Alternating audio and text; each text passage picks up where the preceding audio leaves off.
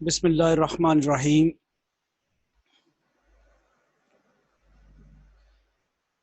Maths 132 lecture 37। आज हमने ये देखना है कि ज्योमेट्रिकली ग्रेडियंट किस चीज़ को रिप्रेजेंट करता है। तो इसका प्रूफ तो मैं यहाँ पे इस वक्त डिस्कस नहीं कर रहा, वो अलहदा से कोई लेक्चर में आप देख लीजिएगा। तो इसमें ग्रेडियंट एक्चुअली ज्योमेट्रिकली रिप्रेजेंट करता है जिस सरफेस का आप ग्रेडियंट लेते हैं उसके ऊपर नॉर्मल टू द सरफेस होता है। Gradient geometrically represents the normal to the surface at a point through which surface passes. तो अगर किसी सरफेस के ऊपर हमने नॉर्मल निकालना हो तो हम फिर उसका ग्रेडियंट लेंगे और उसके ऊपर वो पॉइंट लाई करा देंगे जो सरफेस के ऊपर लाई कर रहा है और जिस पॉइंट के ऊपर हमने नॉर्मल मालूम करना है। और अगर दो सरफेसेस हैं तो उनके दरमियान एंगल निकालना हो तो फिर क्या तरीका होगा, फिर उन दोनों सरफेसेस के ऊपर हम ग्रेडियंट्स निकालेंगे और उनकी वैल्यूज मालूम करेंगे पॉइंट ऑफ इंटरसेक्शन पे, और फिर उन वेक्टर्स के दरमियान एंगल निकालेंगे जैसा कि हमने डॉट प्रोडक्ट में पढ़ा था। तो angle between two surfaces, the angle between two surfaces is the angle between their normals eight the point of intersection. अब आपके पास अगर एक फाई सरफेस है तो दूसरी आपके पास सरफेस साई आपने ले रहे हैं, दो सरफेसेस आप ले रहे हैं और इनके फाई के ऊपर नॉर्मल जो है वो डेल फाई होगा और साई के ऊपर नॉर्मल जो है वो डेल साई होगा। और अगर हम इन दोनों के दरमियान एंगल मालूम कर लें तो फिर हम वही दो सरफेसेस के दरमियान हमारा एंगल कहलाएगा। फाई के ऊपर नॉर्मल जो है डेल फाई और साई के ऊपर नॉर्मल जो है वो del psi. Angle between del phi, आपको पता है कि डेल फाई एक वेक्टर क्वांटिटी है, डेल साई एक अदर वेक्टर क्वांटिटी होगी। तो इन दोनों के दरमियान एंगल हम मालूम करेंगे, वो उस पॉइंट ऑफ इंटरसेक्शन पे दोनों सर्फेसिस के दरमियान एंगल आ जाएगा। अब इसकी वर्किंग देखते हैं थ्रू एन एग्जांपल। तो एग्जांपल देखें, find the angle between the surfaces. One of this is x square plus y square plus z square is equal to 9, और दूसरी सरफेस ये है z is equal to x square plus y square minus 3 at the point 2 minus 1 2। पहली surface आपके पास ये वाली है, दूसरी सरफेस आपके पास ये वाली है। पहली सरफेस को आप फाई से डिनोट कर दें और दूसरी सरफेस को आप साई से डिनोट कर दें। आप ये देख लें कि हमने क्या किया है, फाई सपोज क्या कर लिया, phi phi is equal to x square plus y square plus z square minus 9। इसी तरह हमने दूसरी सरफेस जो है वो क्या सपोज कर ली है, psi is equal to x square plus y square plus minus z minus 3, ये दूसरी सरफेस सपोज कर ली। अब आप पहली सरफेस के ऊपर ग्रेडियंट मालूम करें। ग्रेडियंट का फॉर्मूला आपको याद है, del phi is equal to partial phi और partial x i plus partial phi और partial y j plus partial phi और पार्शियल जेड के। ये आपने ग्रेडियंट मालूम कर लिया पहली सरफेस के ऊपर। अब ये कैलकुलेट करते हैं हम कैसे आएगा। तो जहरी बात है ये इस सारे का अगर हम विद रिस्पेक्ट एक्स डेरिवेटिव लें तो वो आप सबको पता है कि 2x हो जाना है और साथ आई यूनिट वेक्टर आना ही आना है। इस सारे का रिस्पेक्ट टू वाई लें तो 2y हो जाना है, साथ जे यूनिट वेक्टर आना है। सारे का रिस्पेक्ट टू जेड लें तो वो 2z हो जाना है, साथ के यूनिट वेक्टर। ये आई जे के तो यहाँ से आ रहे हैं ना, ये देखिए। तो अब आप आगे चलते हैं, इसके ऊपर पॉइंट लाई करते हैं। पॉइंट हमारे पास कौन सा था, पॉइंट ये 2 माइनस 1 2, ये वाला पॉइंट हमने लाई करवाया। ये पॉइंट पी लिखा हुआ है, इसका मतलब आपने x की जगह 2 पुट करना है, y की जगह -1 पुट करना है, z की जगह 2 पुट करना है। ये बन जाएगा 4i minus 2j plus 4k, और ये आपका पॉइंट लाई हो गया। पॉइंट लाई करवाने के बाद आपने इसकी मैग्नीट्यूड लेनी है, और इसकी मैग्नीट्यूड लेते हैं तो वो क्या आती है आपके पास, वेक्टर की मैग्नीट्यूड। वो आती है 16 प्लस 4 प्लस 16 प्लस और is equal to under root 36 is equal to 6। ये मैग्नीट्यूड आ गई।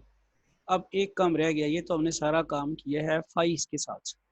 फाई का डेल फाई ले लिया और उसके ऊपर पॉइंट लाई करा दिया, फिर उसकी मैग्नीट्यूड ले ली। अब ज़रा आगे चलते हैं, साई वाला कंसिडर करते हैं।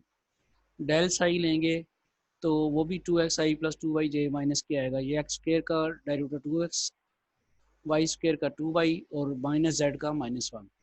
ये डेरिवेटिव लेने के बाद आपने पॉइंट लाई करा दिया। अब पॉइंट आपने कैसे लाई कराया, वही काम किया, एक्स की जगह 2, वाई की जगह -1 और जी तो है ही कुछ नहीं, तो एज इट इज़ रहा आपके पास माइनस। ये यहाँ पे मिस्टेक है, ये माइनस के ही होना चाहिए और इसको ठीक कर लें आप। और यहाँ पे आपके पास आंसर जो है वो माइनस के ही आ रहा है, ठीक है।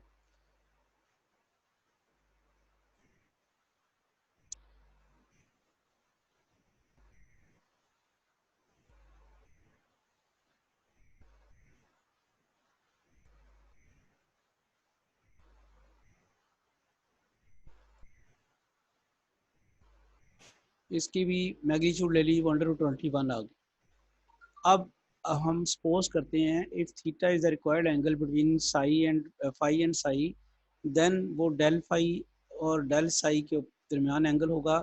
हमने डॉट प्रोडक्ट के आगे ये पढ़ा था कि अगर उन दो वेक्टर्स के दरमियान एंगल निकालना हो तो कैसे करते हैं, उन दोनों वेक्टर्स की डॉट प्रोडक्ट लेते हैं, del phi P dot del psi P, del phi magnitude del phi magnitude.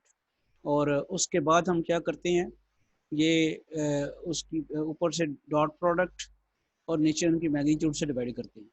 हमारे पास डेल फाई निकाला हुआ है, डेल साई भी निकाला हुआ है, इनकी डॉट प्रोडक्ट ले लें। डॉट प्रोडक्ट का आपको पहले से पता है, फर्स्ट फर्स्ट के साथ, सेकंड सेकंड के साथ और थर्ड थर्ड के साथ। 4 × 4 16, -2 × -2 4, +4 × -1 -4, और ये आपके पास आ जाता है। ऊपर से अगर आप देखते हैं 8 को 8 रह जाएगा और ये फिर एज इट इज़ रह जाएगा, कॉज इन्वर्स करके कैलकुलेटर से अगर आप लें तो 54 डिग्री 25 मिनट्स आ जाता है। ऑर्थोगोनल सर्फेसिस जो हैं वो कब क्या कहलाती हैं, अगर कोई सरफेस एक से ज़्यादा जगह पे एक दूसरे को इंटरसेक्ट करती हैं तो, और उनके दरमियान जहाँ वो इंटरसेक्ट करती हैं उनके उनका एंगल ऑफ इंटरसेक्शन 90 डिग्री होता है, तो फिर वो कहलाती हैं orthogonal surfaces. Two surfaces are said to be orthogonal at their point of intersection if the angle between them at that point is 90 degree। यानी अगर वो कहीं भी इंटरसेक्ट करें तो उनके ग्रेडियंट्स के दरमियान एंगल जो है वो 90 डिग्री का होना चाहिए। अब ये डेफिनेशन देने के बाद वो पूछ रहा है find the constants a and b so that the surface this will be orthogonal to the surface this at this point। तो करना क्या है, हमने दो सरफेसेस हमें दी हुई हैं, एक ये वाली इसे फाई सपोज कर लेना है, दूसरी को साई सपोज कर लेना है। तो डेल फाई और डेल साई लेके फिर पॉइंट लाई कराना है, फिर आपने उनके दरमियान एंगल मालूम करना है और वो एंगल रख देना 90। खुद उसने कहा हुआ ऑर्थोगोनल, तो 90 रख के और बी की वैल्यूज आ जाती है।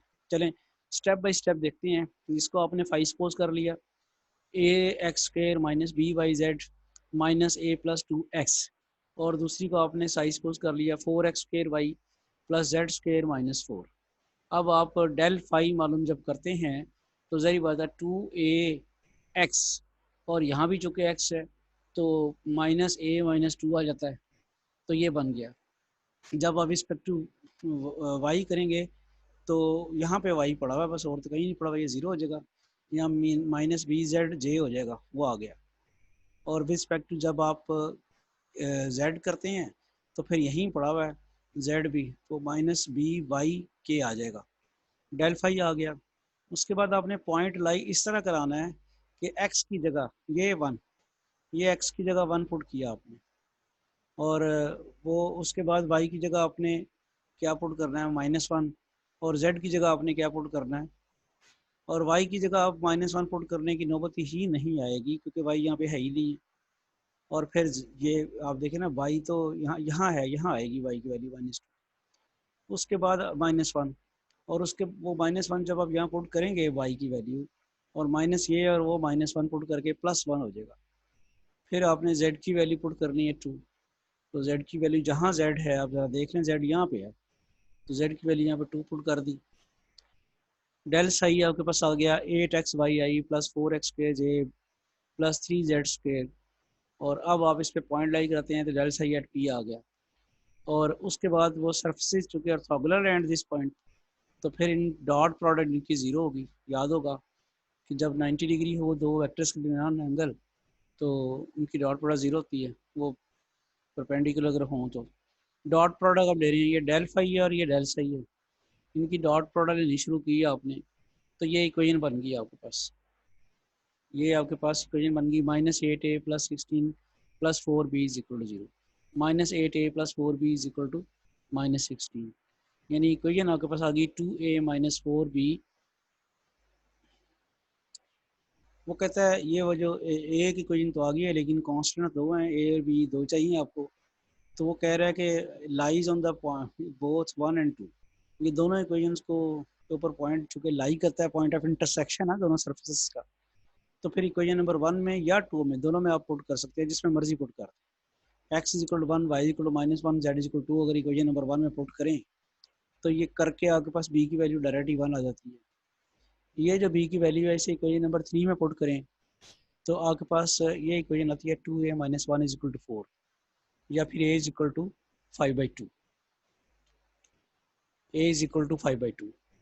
तो जो आज हमने अभी तक देखा, सिर्फ ये दो चीज़ें सिर्फ हमने सीखी हैं कि geometrically gradient of a scalar always, scalar is always the normal to the surface at the particular point, और फिर ऑर्थो दो सरफेसेस के दरमियान एंगल कैसे निकालना है, angle between their normal vectors. और नॉर्मल वेक्टर्स के दरमियान दोनों सरफेसेस के दरमियान एंगल निकालने के बाद ये भी देखा हमने कि अगर दो सरफेसेस परपेंडिकुलर हैं तो उनकी मदद से हमने वेक्टर जो कांस्टेंट्स है वो कैसे निकालने हैं।